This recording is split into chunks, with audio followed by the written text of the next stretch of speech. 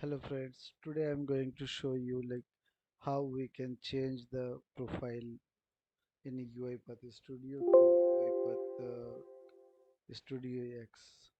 To change the profile, first we need to click on the setting, then we need to click on the license and profile, then we need to click on view or change profile. So once you click on view and change profile, then you have UiPath will show that this pop-up window that here we can choose the studio UiPath Studio X. So once you click on UiPath Studio X, it will change your profile. So now it will open in Studio X, and you can do your program. You can create your bot from Studio X.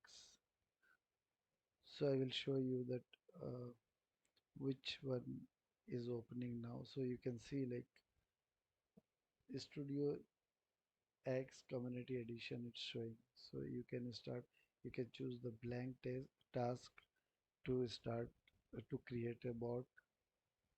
So this is how we can change the profile. Thank you very much friends. Please subscribe my channel.